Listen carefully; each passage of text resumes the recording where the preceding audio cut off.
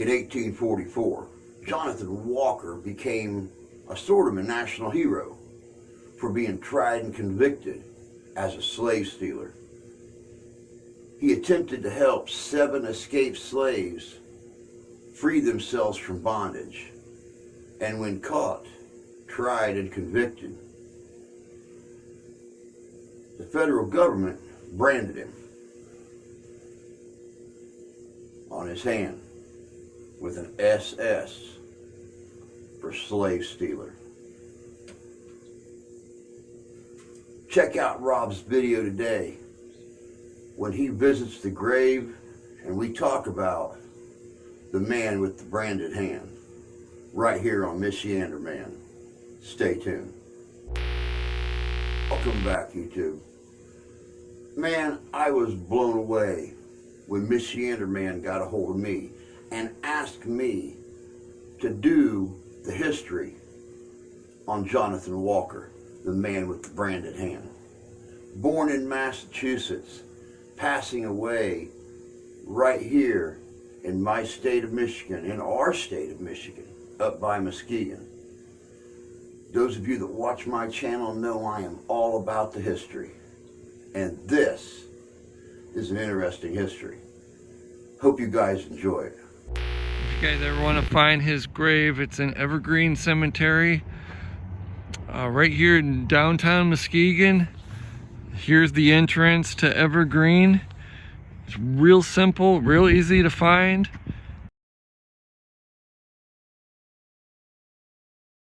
It's right there on the corner.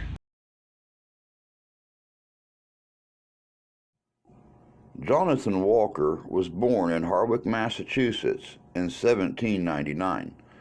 During his youth in Massachusetts, Walker learned to sail and became captain of a fishing vessel.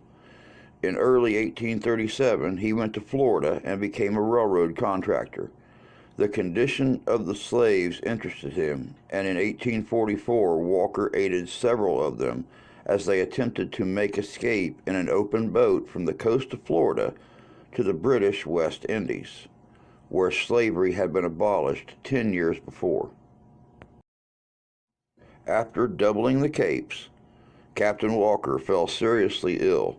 The crew, being ignorant of navigation, would all have been drowned if a wrecking sloop had not rescued them and taken Walker to Key West. From there, he was sent in chains aboard the USS General Taylor to Pensacola, where he was put in prison, chained to the floor, and deprived of light or proper food. Walker later wrote about the degrading conditions inside the jailhouse and the brutality shown towards the slaves there. Put on trial in federal court in Pensacola, Walker was convicted, sentenced to be tied to a pillory, and publicly branded on his right hand with the letters SS for slave stealer. He was also imprisoned and heavily fined, but to some it meant slave savior. United States Marshal Eben Dorr, who also traded slaves, executed the branding with a hot iron. Walker was then returned to jail, confined 11 months, and released only after Northern abolitionists paid his fine. For 5.5 years after his release, Walker lectured on slavery in the northern and western states.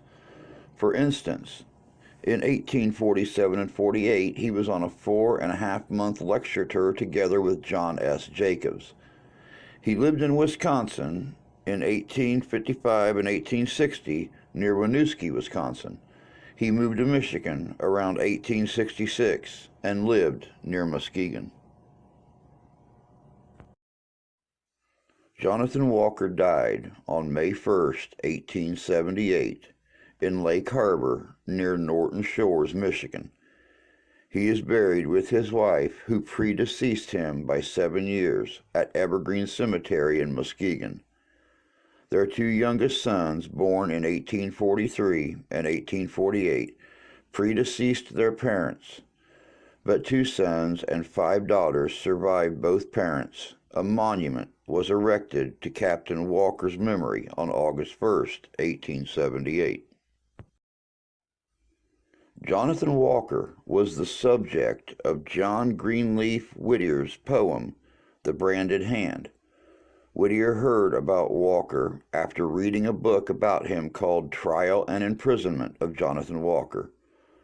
The poem praised Walker's actions.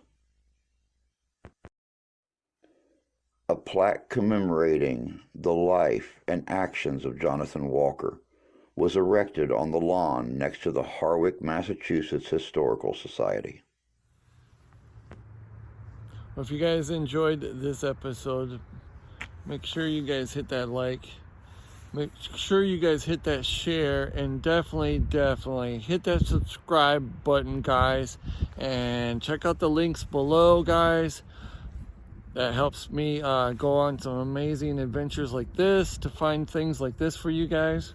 Check out the merch store, guys, my PayPal. If you guys want to become a member, that also helps with adventures like this. So consider becoming a member, and there's so much ahead, guys. I appreciate each and every one of you. Take care, peace, and I'll see you next one.